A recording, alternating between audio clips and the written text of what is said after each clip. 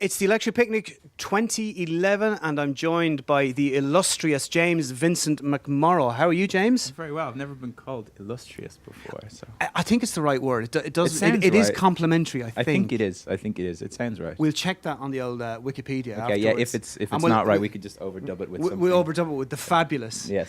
Anyway, listen, super congratulations on Early in the Morning. It is a wonderful record. And I was talking to you about a year ago, and so much has happened to you in the last year. Give me a flavour of what's happened. Well, yeah, because last year it would have been an Oxygen, wouldn't it, or something Yeah. like that last year. So that was really, it was quite early, and before anyone had really owned the record. So thank you for talking about it, talking to me about it all the way back then, because it took a little minute before people sort of heard it. I'm not blowing smoke up my own bottom here.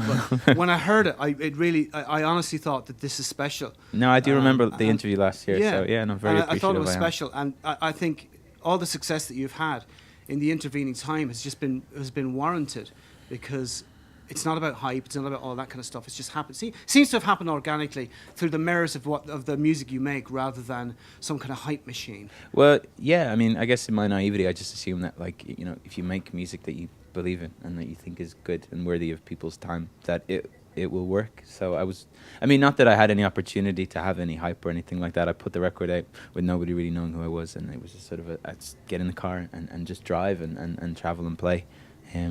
So yeah, this year has been incredible here and in the UK and the US, and every tour has been. Because you've done Jules Holland, right? How did that come about? Because that seems to be sort of sometimes a tipping point for a band. I think or an artist. Yeah, I think it is. I think it's. For us, it was a really good, I guess, consolidator, because the record was out in the UK and the single was on radio. Like a lot of the radio stations were playing it, which we weren't expecting. So then we got offered Jules Holland. I think the people that booked the show came to a show, my first London headline show, in a place called the ICA, and they just. And how did you feel about that? About Jules Holland? Yeah, when you got the call. Oh, it was incredible, because we got the call the day I did these two shows in a church in Dublin, and we were out for dinner. Was that the Pepper Canister? Pepper Canister church, yeah. And we got a call that day that just saying that we had been asked to do it, and that we had been asked as a full band, which is rare for a solo musician. Normally they ask you on just with your guitar. So it was great to kind of have the opportunity to show people what it is as a full live thing. Yeah. And it's just, Jules Holland is one of those things. If I was to write up a list as a musician of 5 things to tick off, it is, isn't it? It really absolutely is. Yeah. So it was really brilliant, and I suppose since I talked to you, which is close on a year ago, you've probably you've experienced now the big bad world of the machine of the music industry to some extent, and I've had experience with myself in bands previously, and some of it can be fairly ugly. Have you seen any of the kind of ugly side of that yet, or how have you found, all this UK getting on television, getting plugged, and all this kind of stuff? How have you found all that?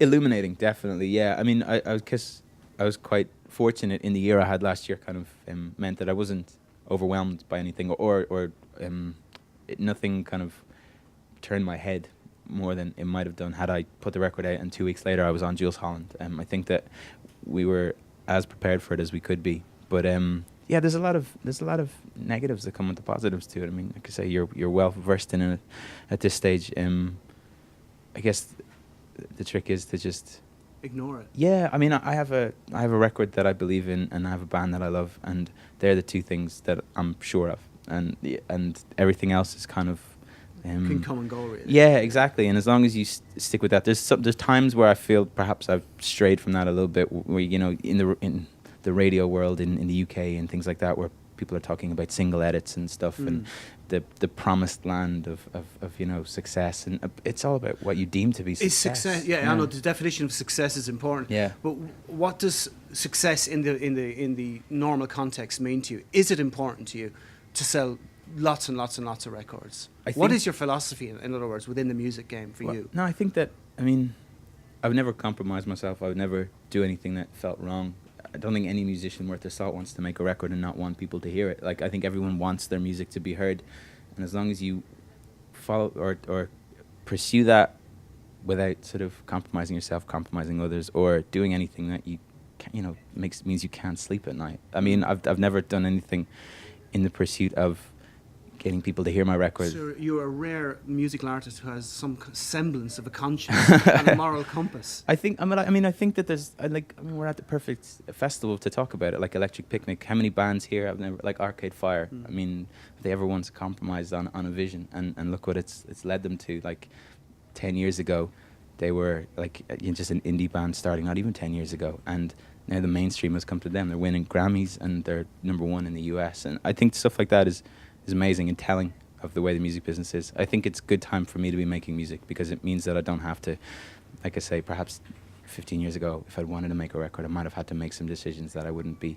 happy about. But getting to put the record out myself, while it wouldn't have been my choice at the time, it was hard to find money and stuff. Now, obviously, it means that I have as much control over it as one can have over a record out in the world. Yeah, which is very little, really, once it gets out there. Well, that's, you know. But speaking of the last record, Early in the Morning, kind of a surprise success. That's not to say that the album isn't great, but you know, it wasn't put out by a huge multinational label and all that.